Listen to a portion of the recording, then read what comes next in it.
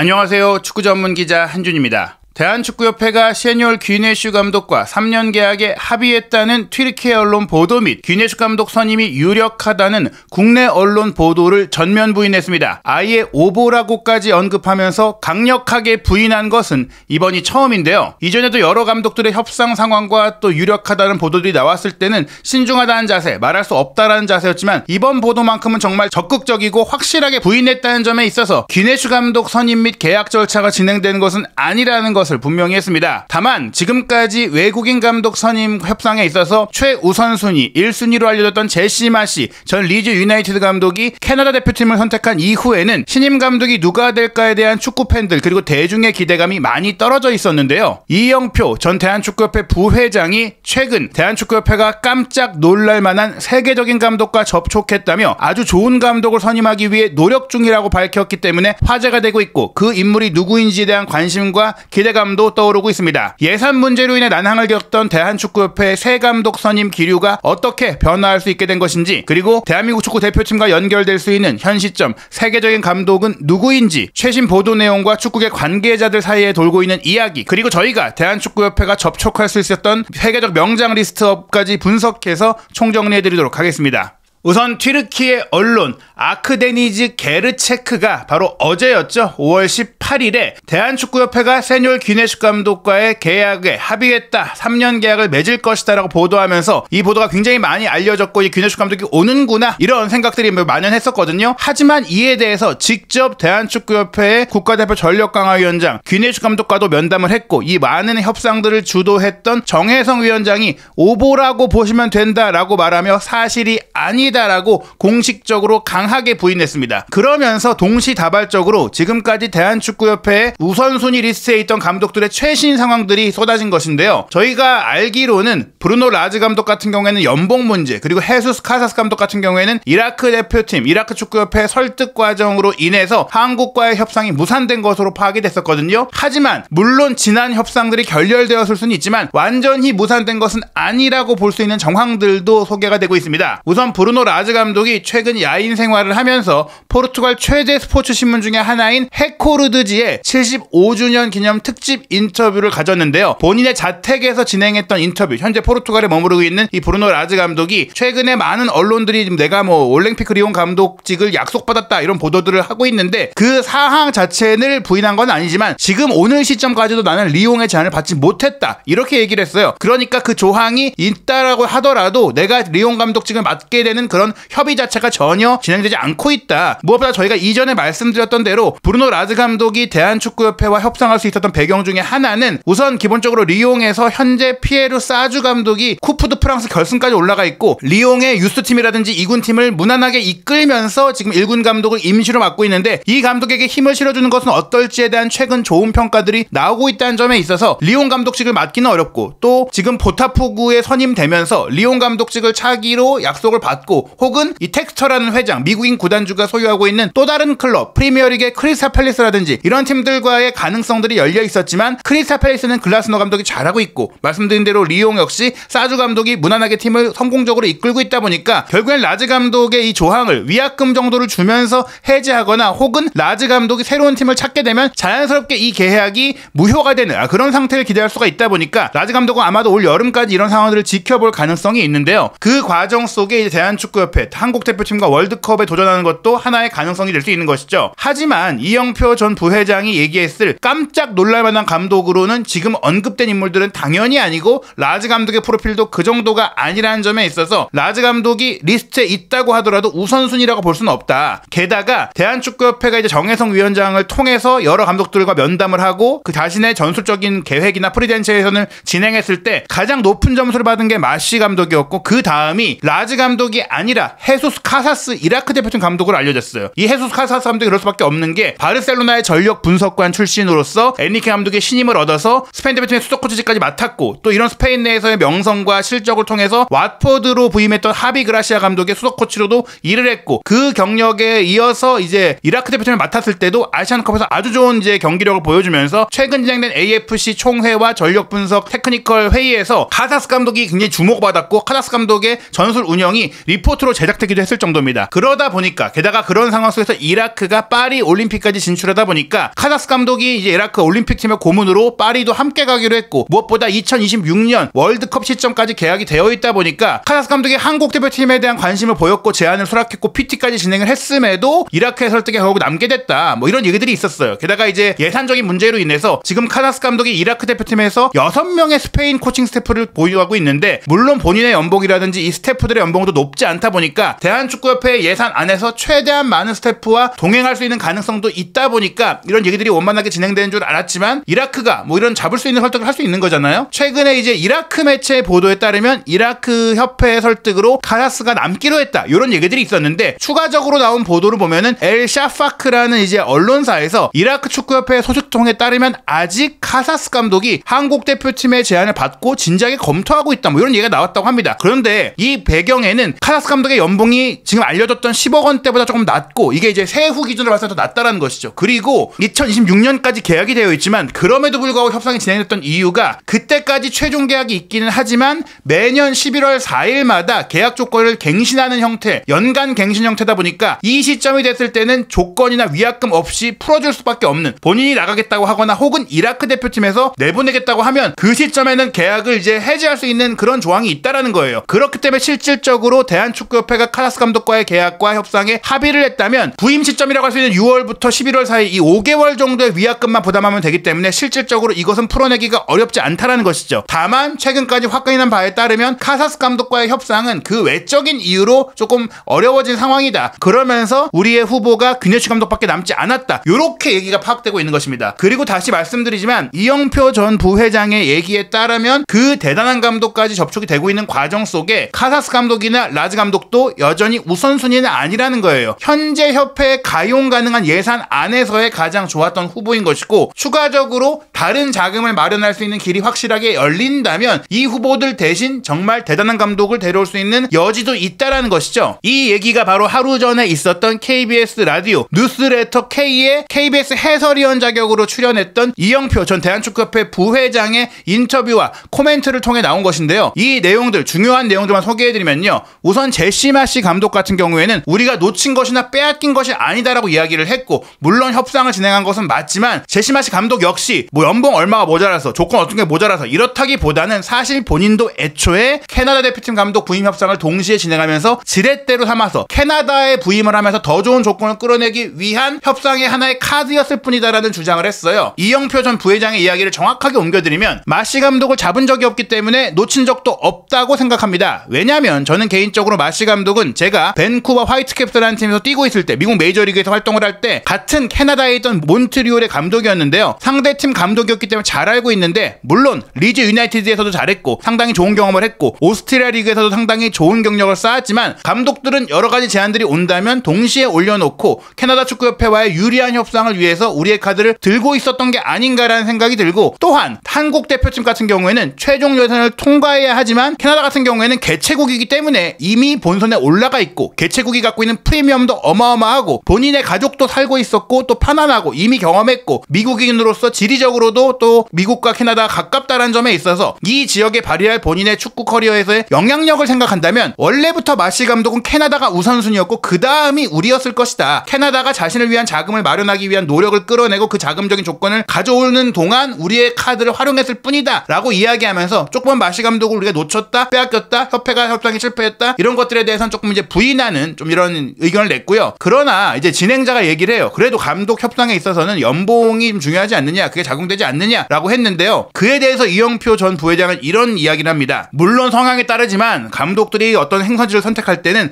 돈도 중요하긴 하지만 돈 때문에 어떤 딜이 결정적으로 무산되기에는 프로젝트의 크기도 만만치 않게 중요하다. 제가 최근에 접한 정보, 제가 일단 아는 선에서 말씀드릴 수 있는 것은 협회가 정말 좋은 감독을 위해서, 좋은 감독을 선임하기 위해서 정말 열심히 많이 뛰고 있고, 나중에 때가 되면 제가 이야기할 수도 있겠지만 정말 들으면 깜짝 놀랄 만한 정말 파격적인 감독하고도 컨택을 했습니다. 그런 정보가 있습니다. 그래서 나름 협회가 지금 좋은 감독을 찾기 위해서 정말 많이 노력하고 있는 것은 사실입니다라고 하면서 지금 언론에 드러내는 후보들 말고도 더 좋은 프로필의 감독들과 접촉을 했는데 그들과 밀도 있는 단계로 넘어가지 못했다면 그것은 자금의 문제가 아닐 것이다. 물론 자금적으로 그들이 유럽에서 받고 있던 그 정도의 연봉을 보장해 인정해줄 수는 없지만 그들이 프로젝트상 월드컵에 도전하고 또 지금 대한축구협회 한국 대표팀과 함께하는 여정을 선택할 만한 리즈너블한 금액 정도까지는 준비가 되어 있다. 준비를 할 수 있다. 바로 이런 얘기입니다. 지금 언급된 감독들에게 그 정도의 조건을 제시하지 않은 것은 협회가 생각했을 때 이 감독들에게 그 정도의 자금을 끌어다 쓸 정도가 아니라고 생각했기 때문이지, 만약 정말 대단한 감독이 온다라고만 한다면 어떤 식으로든지 자금을 마련할 수 있다라는 얘기예요. 그러면서 물론 뭐 한국 축구의 뭐 환경적인 부분이라든지 뭐 여러 가지 뭐 조건적인 문제라든지 어려움이 있는 것은 맞지만, 또 우리가 원하는 이상과 현실의 괴리가 있지만 협회가 가능한 선에서 최선의 감독을 선임하기 위해 노력을 하고 있다라고 얘기를 한 겁니다. 그래서 진행자가 추가로 물어봐요. 깜짝 놀랄 만한 감독까지 컨택한 것으로 알고 계신다고 했는데, 최근에 이제 한 유튜버죠, 이제 곽 대장이 유럽에 가서 클롭 감독에게 한국 대표팀 맡아달라고도 얘기를 했었는데, 그 정도 수준, 클롭 감독 정도 수준이 되는 감독인가요? 라고 이제 질문을 합니다. 그에 대해서 이영표 전 부회장은 명확하게 말씀할 수는 없지만 그 정도라고 생각합니다. 저는 그 해당 감독이 그 정도는 된다고 생각합니다. 클롭 감독급이 된다라고 말했다면 정말 세계적으로 손에 꼽을 정도로, 현직이라면 더더욱이나 몇몇 안 되거든요. 추려지거든요. 그에 대해서 또 진행자가 이런 좋은 감독을 데려오려면 당연히 돈도 많이 드는데 대한축구협회가 재정적인 측면에서 가능한가요? 지금 클린스만 전 감독의 위약금도 100억 원 정도고 또 천안축구종합센터 건설비도 수백억 원의 대출을 받았는데 이런 좋은 감독을 확보할 수 있는 재정적인 여건이 될까요? 라고 하니까 이제 이영표 전 부회장은 물론 천안센터의 자금이 뭐 원자재값 상승이라 코로나 악재라든지 여러 가지 이유로 올라갔지만, 스포츠라는 게 우리가 2002년 월드컵을 통해서 확인했듯이 돈으로 환산할 수 없는, 이게 비용이 아니라 투자가 될 수 있는 상황이고 정치적으로도 큰 의미를 갖고 있고 대한민국을 하나로 모을 수 있는 그런 곳에 쓰여지는 돈이 될 수 있기 때문에 이 자금은 협회만이 아닌 정말 대단한 감독을 데려올 수 있는 상황이 된다면 여기저기서 자금적인 부분을 해결할 수 있는 방안이 생길 수 있다. 그런 얘기를 한 겁니다. 이것은 분명히 저희도 사실 이면에서 얘기를 나눴던 부분인데, 캐나다 축구협회가 이미 좋은 아이디어를 줬죠. 캐나다에 연고를 두고 있는 미국 메이저리그 사커 팀들의 구단주들이 십시일반 돈을 모아서 그 투자금으로 재정난에 있던 캐나다 축구협회가 제시 마시 감독이 원하는 조건을 맞춰줬단 말이에요. 한국 축구도 가능하다는 얘기죠. 한국 축구의 전체적인 부흥이 K리그의 부흥과 한국 축구 전체의 부흥과 한국 스포츠 전체의 부흥으로 이어질 수가 있기 때문에 지금 뭐 K리그를 운영하고 있는 전북현대나 울산 HD나 그리고 현재 여자 축구 쪽으로 협업을 하고 있는 신세계 그룹이라든지 여러 대기업들이 충분히 한국 대표팀, 성인 대표팀 감독을 위한 자금적인 협업이 가능하고, 무엇보다 차기 회장 선거에 나올 것으로 알려진 유력한 인사, 그 이 인사들은 뭐 저희가 뭐 이름을 명확하게 공개드릴 수가 없고 또 어떻게 보면 현재 혈득 단계, 준비 단계인 분들도 있는데 이미 한국 축구에 크게 기여했던 분도 있고 또 그 분들이 자금적으로도 꽤 후원을 받고 있는데, 이 자금들이 장기적으로 봤을 때는 지금 정몽규 회장의 임기 아니지만 새로운 감독을 선임하는 것은 분명히 장기적으로 한국 대표팀에도 도움이 되고, 예를 들어 이번에 정몽규 회장을 도와주면서 만약 정몽규 회장이 4선까지 원한다면 그 다음 시점을 위한 뭐 어떻게 보면 과정을 정몽규 회장에 맡기면서 정몽규 회장도 본인의 이미지를 쇄신하면서 장기적으로 우리 대표팀과 우리 축구가 좀 더 많은 또 성공을 이룰 수 있도록 후원하면서 협업할 수 있는 그런 가능성까지 고려가 될 수 있다. 이 과정이 진행될 수 있던 배경은 이제 정몽규 회장이 AFC 집행위원회 당선이 되면서 4선이 가능해진 이 기반을 마련했기 때문에 정몽규 회장도 이제는 좀 더 확실하게 움직일 수 있게 된 것이죠. 그래서 지금까지는 이 4선 여부에 대한 불투명성, 물론 단독 후보라고는 하지만 이게 오피셜이 나는 것은 다른 부분이기 때문에 이런 부분들로 인해서 다른 협상과 제한된 협상과 1차 협상이 진행될 수는 있어도 또 다른 방안도 현재 고려될 수가 있다. 무엇보다 이 상황들이 진행이 되면서 본인에 대한 여론과 이런 이미지가 크게 악화되고 있는 상태에서 이걸 강행하면서 4선에 나간다는 것은 본인의 얼굴에 사실은 본인이 이제 먹칠을 하는 그런 상황이 될 수 있기 때문에 본인이 가능한 최선의 감독을 뽑기 위해 움직일 가능성은 남아있다. 다만 그러려면 돈도 돈이지만 돈은 일단은 돈으로는 이 사람들을 데려올 수가 없어요. 사우디의 제안도 거절한 인물들도 있고 또 돈이 아니라 명분을 위해 움직이는 이들인데다가 그렇다고 하더라도 어느 정도의 돈을 마련해야 되기 때문에 결코 쉬운 일은 아니다. 이게 뭐 성사되지 못할 수도 있다. 그렇다고 하더라도 지금 뭐 우리가 실망할 수 있는 그런 감독 선임으로는 이어지지 않을 수 있다라는 여지가 있는 것이죠. 그렇다면 대한축구협회가 접촉했을 수 있는 그런 가능성, 클롭 감독급이다라고 이영표 전 부회장이 이야기했을 개인적인 의견으로요. 그 감독은 누가 있느냐? 현 시점에서 움직일 수 있는 감독 중에 최고급의 이 정도의 위상을 갖고 있는 인물은 주제 무리뉴 감독과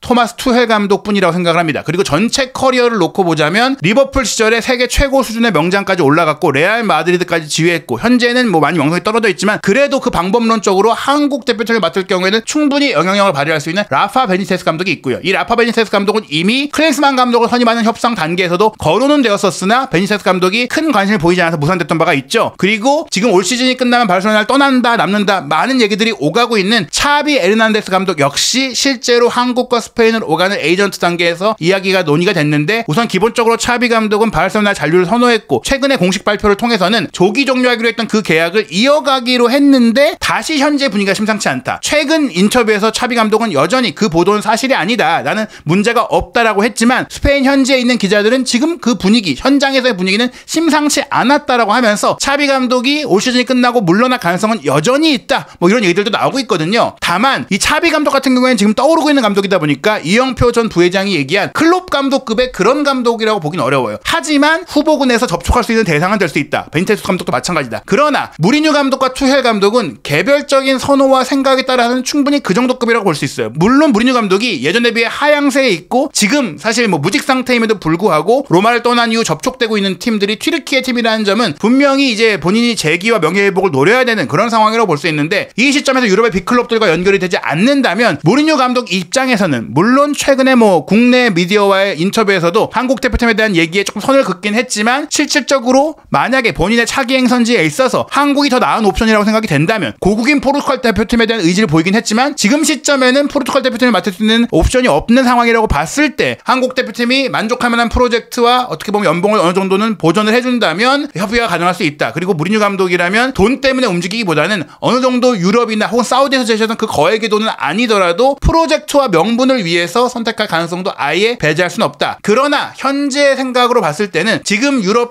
현지에서의 위상과 평판까지 고려했을 때 클롭 감독급이라고 말할 수 있는 인물은 저는 토마스 투헬 감독이라고 생각합니다. 물론 올 시즌 바이에른 뮌헨에서 굉장히 뭐 어려운 시간을 보내긴 했고 아쉬운 마무리가 되면서 바이에른 뮌헨을 떠나게 된 상황인데요. 우선 투헬 감독을 남기려고 바이에른 뮌헨이 협상을 하다가 최근 공식적으로 얘기를 했죠. 투헬 감독 본인도 마지막 기자회견에서 이게 내가 뮌헨 감독으로의 마지막 경기냐고 얘기했고 바이에른 뮌헨 디렉터도 설득을 해봤지만 이루어지지 못했다고 얘기를 했어요. 투헬 감독이 비록 올 시즌 바이에른 뮌헨에서 무관에 그치기는 했지만 그래도 챔피언스리그 4강까지 올라갔고 판정적 이슈가 아니었다면 충분히 결승 내지 우승까지 노릴 수 있었던 저력을 보여주면서 토너먼트의 강자라는 것들을 보여줬고 사실 분데스리가 우승 경쟁 막판에 무너지고 결국에는 뭐 떨어졌던 것도 레버쿠젠이 역사상 최초 분데스리가 무패 우승을 달성하는 미친 시즌을 보냈던 것도 어느 정도 영향력을 미쳤다라고 볼 수 있습니다. 이 과정 속에 투헬 감독이 겪었던 또 실패와 시행착오도 어떻게 보면 감독으로서 다음 스텝을 위해서 도움이 될 수 있는 부분이라고도 볼 수 있기 때문에 아직 투헬 감독이 꺾였다라고 보긴 어렵다고 생각을 하거든요. 그리고 또 하나 중요한 부분이 있습니다. 현재 국가대표 전력강화위원회의 위원으로 속해 있는 박주호 위원은 투헬 감독이 직접 마인츠에서 총회를 했었고 그 총회를 바탕으로 도르트문트 감독으로 부임했을 때 데려오기도 했었고 그 다음에 박주호 선수의 부상 이슈라든지 여러 가지 다른 이슈로 인해서 결국에는 뭐 헤어지게 됐지만 한국 선수들에 대해서 기본적으로 호감과 이제 좋은 마음을 많이 갖고 있는 게 투헬 감독이고 그러다 보니까 구자철 선수를 아우크스부르크에서 마인츠로 영입할 때도 구자철 선수의 집까지 찾아갔던 게 많이 알려져 있잖아요. 그리고 이번에 김민재 선수에 대해서도 직접 원에서 영입을 했고 초기에는 굉장히 중용을 했고 최근에 뭐 여러 가지 논란들도 있었지만 본인이 공개적인 인터뷰에서 그는 최고의 선수다라고 또 한 번 이야기하면서 신뢰를 보냈고 그런 공개적으로 악화된 본인과 김민재 선수에 대한 그런 오해를 풀기 위한 움직임도 보였단 말이죠. 게다가 사실은 투헬 감독이 마인츠에서 도르트문트로 가기 전, 그러니까 큰 팀으로 가기 전 단계에 있을 때 이미 대한축구협회가 아주 오래전에 슈틸리케 감독을 선임하던 아마 그 시점쯤이었던 거로 기억하는데 투헬 감독도 대표팀 감독 후보 리스트에 올라와 있었고 이야기가 오갈 정도로 아예 링크가 없던 감독은 아니거든요. 물론 지금은 투헬 감독이 그때와는 비교할 수 없는 몸값과 위상을 갖고 있기는 한데 지금 투헬 감독이 바이에른에 남지 않기로 한 가운데 그렇다면 어디로 갈 것이냐를 생각했을 때는 이전과는 다른 상황이 됐다. 본래 투헬 감독이 맨체스터 유나이티드와 강하게 연결됐다는 얘기도 있고 첼시가 지금 다시 복귀시킬 수 있다 이런 얘기들도 있었거든요. 하지만 첼시 같은 경우에는 포체티노 감독이 시즌 막판 엄청난 상승세를 타면서 최종 라운드 결과에 따라서 5위까지도 될 수 있는 실질적으로 유럽 대항전에 참가할 수 있는 순위까지 끌어올리면서 경질 여론이 완전히 사라졌고요. 맨유 같은 경우도 테나 감독이 이제 마지막 홈 경기를 치르고 했던 연설이라든지 또 여러 논란 속에서도 아직 테나 감독이 FA컵 결승전도 남겨두고 있고 물론 그 결과가 맨시티의 우승으로 끝날 수도 있겠지만 테나 감독에 대해 명확하게 내보내겠다라는 내부의 논의가 정리가 되지 확정되지 않은 상황으로 알려져 있어요. 게다가 만약 그렇게 된다고 하더라도 깜짝 사임을 발표한 브라이튼의 데체르비 감독이 투엘 감독보다는 현재 프리미어리그 내에서나 유럽 내에서 조금 더 평판이 좋은 부분이 있어요. 이 부분은 어떻게 보면 투엘 감독이 바이에른 뮌헨에서 겪었던 문제라든지 뭐 이런 관계적인 문제라든지 이런 것들 때문이에요. 투엘 감독의 지도력이나 전술적인 문제 때문이 아니라 데체르비 감독이 조금 더 배팅해볼 만한 잠재력이 크지 않느냐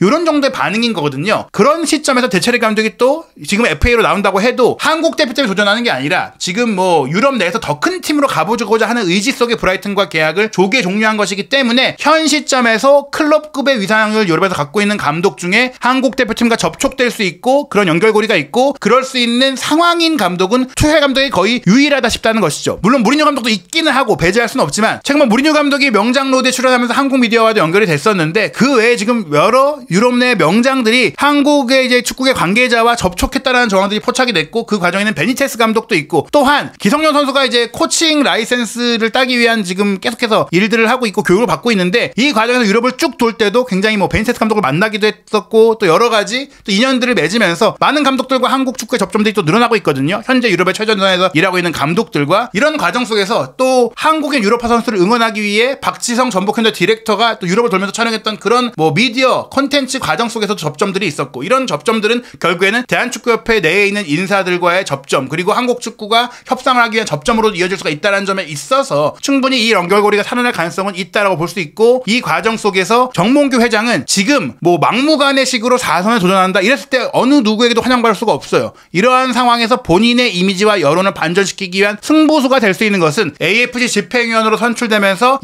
2027년까지는 최소한 임기를 연장할 수 있는 발판을 마련하고 4선 도전에 나서면서 한국 축구에 내가 기여할 수 있는 부분 내가 뭔가 해냈다는 것을 얘기하기 위해선 천안축구센터 외에 정말 좋은 감독을 선임하고 그 감독과 북중미 월드컵을 치르는 것이겠죠. 2026 북중미 월드컵 그리고 2027 사우디 아시안컵을 성공적으로 치르기 위한 감독 선임을 제대로 해야만이 정몽규 회장이 지난 10여 년 동안 대한축구협회 회장으로 일하면서 굉장히 많은 질타와 비판과 본인의 평판을 떨어뜨렸던 부분들을 만회할 수 있는 유일한 길이라면 본인의 사제 출연뿐 아니라 그 외에 이런 세계적인 감독들을 선임할 수 있는 종합적인 한국 축구의 자금을 마련하는 움직임을 가져갈 수 있다. AFC 집행위원 선거를 마치고 돌아온 정몽규 회장이 어떤 행보를 보이고 또 어떤 감독을 우리가 최종적으로 선임하게 될지 이 부분이 어떻게 보면 한국 축구의 앞으로의 10년을 좌우할 수 있고 한국 축구의 앞으로의 리더십을 좌우할 수 있다. 이 일에 함께하는 인사가 분명히 한국 축구의 차기 리더로서도 큰 명분을 얻을 수 있다라고 생각이 됩니다. 과연 저희가 이제 이상적으로 생각하는 이 명장들을 데려올 수 있을지 그게 아니라면 그래도 차선책으로 우리가 믿고 기대할 만한 감독을 선임할 수 있을지 지금 상황이 여의치 않는다면 6월 A매치는 임시감독으로 가고 좀 더 길게 보고 여름까지 협상을 진행할 수 있다는 얘기들도 나오고 있거든요. 섣불리 차악을 택하는 게 아니라 가장 좋은 감독을 선임할 수 있는 신중하고 또 파격적인 움직임이 이어지길 기대하면서 새로운 정보가 나온 대로 한준TV에서 한국 대표팀의 새로운 감독 누가 될지에 대한 최신 정보와 최신 소식들 확인하시기 바랍니다.